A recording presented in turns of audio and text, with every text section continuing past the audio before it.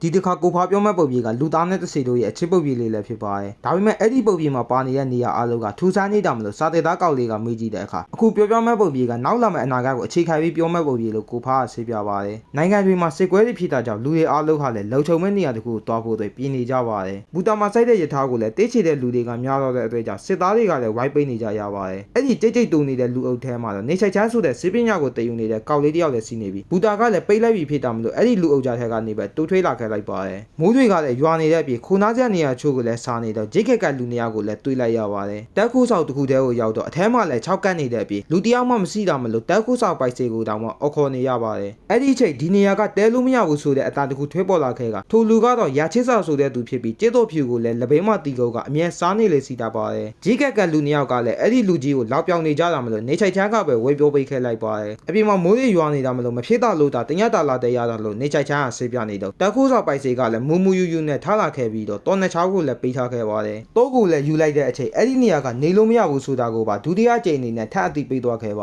ယ်။အဲ့ဒီညမှာပဲလုံးစရာတချို့ကိုလုံနေတော့မိကလည်းပြေးလာတဲ့ပြီးလူတယောက်ရဲ့အကူအညီတောင်းတကိုပါကြားလိုက်ရပါတယ်။အဲ့ဒီလူကမိန်းကလေးတယောက်ဖြစ်နေပြီးလူဆိုးတွေကသူ့ရဲ့အနောက်ကိုလိုက်လာတယ်လို့ဆိုကတကားခွေပေးဖို့အကူအညီတောင်းနေတာလည်းဖြစ်ပါတယ်။တေချာမေးကြည့်တဲ့အခါအဲ့ဒီမိန်းကလေးကလည်းဒီနေရာမှာလာတဲ့ခရီးသည်တယောက်ဖြစ်ပြီးအဲ့ဒီနေရာရဲ့လူမိုက်တချို့ကလည်းသူ့ကိုလိုက်နောက်ဆင်းနေတာလို့ဆေးပြပါတယ်။နေချိုက်ချမ်းကလည်းထွေးကြည့်ပေမဲ့အပြင်မှာတရားမှမရှိတာမလို့ပြန်မေးတဲ့အခါအဲ့ဒီမိန်းကလေးကလည်းသူ့ကိုပုံပြီးစောင်းနေတာလို့သာပြန်ဖြေခဲ့ပါတယ်။ထပ်ပြီးတော့တင်ရတာတဲခွဲပါတောင်းနေတာမလို့နေချိုက်ချမ်းအသွေးကတော့မိန်းကလေးနဲ့ယောက်ျားလေးဖြစ်နေတဲ့အသွေးကြောင့်အခေသွေးနေပေမဲ့လည်းအဲ့ဒီမိန်းကလေးကတော့လူကောင်းဆိုတာကိုယုံကြည်တယ်လို့ဆိုကအစေပြေတယ်လို့ပြန်ပြောလိုက်ပါတယ်။ပြောဆိုဆိုနဲ့ပဲခလုတ်တိုက်မိကထိုမိန်းကလေးရဲ့အကြီးဟာလည်းစုပ်ပြဲသွားခဲ့ပါတယ်။နေချိုက်ချမ်းကတော့အဲ့ဒီစုပ်ပြဲသွားတဲ့နေရာကိုပဲစိုက်ကြည့်နေခဲ့ပြီးမိန်းကလေးရဲ့နောက်ကျောမှာဘာလို့ဒဏ်ရာတွေအများကြီးစီးနေရတာလဲလို့မေးလိုက်ပါတယ်။အဲ့ဒါကြောင့်မလို့စီးပညာကိုတည်ယူနေတဲ့နေချိုက်ချမ်းကလည်းသူကိုယ်တိုင်ဖော်ဆထားတာဖြစ်တဲ့ဆေးကိုကူညီပြီးလိမ့်ပိနေခဲ့ကသူ့ရဲ့စီးတဲ့ချိုးကိုလည်းပေးလိုက်ပါတယ်။ဒါပေမဲ့ခဏနေတော့အဲ့ဒီမိန်းကလေးကညနေနေပြီဖြစ်တာမလို့ပြန်တော့မယ်လို့ဆိုကလုံနေခဲ့တာမလို့သူကိုယ်တိုင်လိုက်ပို့ပေးမယ်လို့ပြောနေပေမဲ့လည်းအစေပြေတယ်လို့ဆိုကထွေသွားခဲ့ပါတ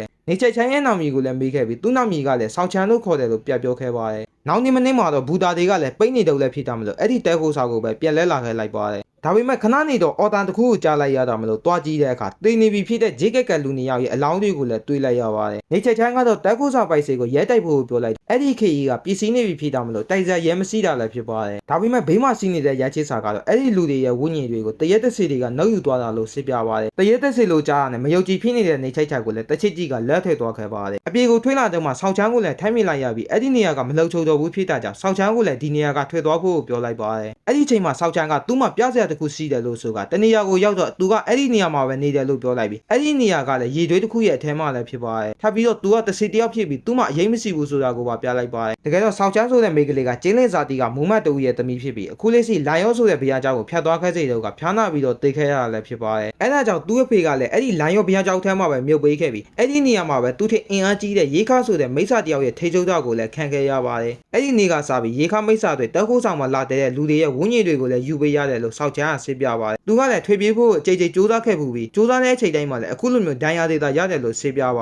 ယ်။အညတော့ကနေချက်ချက်ရဲ့ဝန်းကျင်ကိုနှုတ်ယူဖို့ကြိုးစားခဲ့ပေမဲ့လူကောင်းတယောက်ဆိုတာကိုတီးသွားခဲ့တဲ့အတွေ့အကြုံလော်ပိတ်ခဲ့တာလည်းဖြစ်ပါတယ်။နေချက်ချက်ကသူကူညီနိုင်တာစီလာလို့မေးလိုက်ပေမဲ့အဲ့ဒီရေခါမိစ္ဆာကနောက်ထပ်သားကောင်အနေနဲ့သူ့ကိုပြင်းမှတ်ထားပြီးသားဖြစ်တာမလို့ပြေးလို့ရတော့မှမဟုတ်ပဲအဲ့ဒီညရောက်ရည်လဲရချိစာရဲ့ဘေးမှာနေရလှုပ်ချုံနိုင်တယ်လို့ဆောက်ချာကပြောပါတယ်။အဲ့ဒီညမှာတော့တေးရီတချို့နဲ့တွားဖားနေခဲ့တာမလို့တေးရီကိုမြေသွားတဲ့ရချိစာကလည်းလက်ခတ်ပေးလိုက်ပါတယ်။နေအောင်သားကလည်းမူးသွားကြတဲ့အခါတကယ်တော့သူကပေဖြေကိုသွားမှဖြစ်ပြီးအနောက်တိုင်းစီးပညာကိုလည်းတေးယူထားပြီးတေးယူထားရတဲ့အကြောင်းရင်းကလည်းဒီကဘာပေါ်ကလူတွေကိုကဲတေချေတယ်လို့ဆိုကအိပ်ပျော်သွားခဲ့ပါတယ်။နေအောင်စလုံးကလည်းတေးအိပ်ပျော်သွားခဲ့ပြီးတိတ်မကြခင်မှာပဲရချိစာရဲ့ခြေထောက်ကြောင့်ပဲပြန်နိုးလာခဲ့ပါတယ်။အဲ့ဒီအချိန်အသေးဆောင်နေတဲ့မိစ္ဆာကလည်းအထဲကိုဝေလာကတိုက်ခိုက်ဖို့လုပ်ပြီးမှရချိစာရဲ့ဓာတ်ကသူ့အလိုလိုတိုက်ခိုက်မှုကြောင့်ရေခါမိစ္ဆာလည်းပြေးသွားခဲ့ရပါတယ်။တတိယရတဲ့ရချိစာကလည်းထိုမိစ္ဆာရဲ့အနောက်ကိုလိုက်သွားခဲ့ပြီးအဲ့ဒီအချိန်နေချိုက်ကြံကလည်းဆောက်ချမ်းစီကိုတားပြတ်သွားခဲ့ပါတယ်။သူနဲ့သူထွေပြေးဖို့တော့ပြောရင်မဲ့ဆောက်ချမ်းကတော့အချုပ်ခံထားရပြီးခဏနေတော့အဲ့ဒီရေခါမိစ္ဆာကလည်းပြန်ရောက်လာခဲ့တာမလို့ရေအောက်ထဲမှာပဲဝေပုံးနေခဲ့ရပါတယ်။အဲ့ဒီရေခါမိစ္ဆာကသူနဲ့သူဆောက်ချမ်းကိုပါခဏလိုက်ဆောင်နေဖို့ပြောနေခဲ့ပြီးနေချိုက်ချံရဲ့အသေးစုမရမှုကြောင့်အဲ့ဒီမိစ္ဆာကလည်းအရေးမိသွားခဲ့ပါတယ်။ဆောက်ချံကလည်းအချိန်ဆွဲပေးနေခဲ့ပြီးသူ့ကိုလည်းလူပြန်ဝင်စားခွင့်ပေးဖို့အတွက်တောင်းဆိုနေခဲ့တာမလို့အဲ့ဒီမိစ္ဆာရဲ့နှိမ့်စိတ်တာကိုသာခံနေခဲ့ရပါတယ်။ထပ်ပြီးတော့ထွေပြေးရောက်ဆောင်တဲ့အခါထိုမိစ္ဆာရဲ့ဆွဲချတာကိုသာခံလိုက်ရပြီးရိုင်းနေခဲ့တာမလို့ဒေါသထွေးလာတဲ့နေချိုက်ချံကလည်းထွေးလာခဲ့လိုက်ပါတယ်။ထိုမိစ္ဆာကရချစ်စော်လို့ထည့်သွားခဲ့ပြီးထွေပြေးသွားခဲ့ပြီးမှပြန်လဲကြည့်တဲ့အခါမဟုတ်တဲ့အတွေ့ပြန်တိုက်ခိုက်ဖို့လုပ်ပါတယ်။အဲ့ဒီချိန်မှာရချစ်စာကရောက်လာခဲ့ပြီးထိုမိစ္ဆာကိုအသိပါလာတဲ့တင်နန်းနဲ့ပြေးတာမလို့အဲ့ဒီရေခါမိစ္ဆာကလည်းထပ်ပြေးသွားခဲ့ပါတယ်။နောက်ထပ်တစ်စီတယောက်စီးတဲ့ဆိုတာကိုတီးသွားခဲ့တဲ့ရချစ်စာ စာကတော့တားဖို့အသိပေးလိုက်ပေမဲ့နေချိတ်ချက်ကဝေကောက်ပေးခဲ့ပြီးတေချာစိတ်ပြတော့မှအသိချမ်းသာခွေပေးခဲ့ပါတယ်လူပြန်ဝေစားလို့ရအောင်ပါရချိစာကကူညီပေးခဲ့ပြီးနေချိတ်ချက်ကိုလည်းမိစ္ဆာတွေကိုတိုက်ခိုက်နိုင်မဲ့လက်ဆောင်တစ်ခုပေးခဲ့ပါတယ်အခုလေးစီရချိစာရဲ့ရည်ရဲ့ချေကတခြားနေရာတွေကိုထပ်သွားကအပြည့်မဲ့လူသားတွေကိုကူညီပေးရအောင်မှဖြစ်ပြီးသူ့ကိုလည်းငွေရမျက်စိပြဖို့အကြံပေးခဲ့ပါတယ်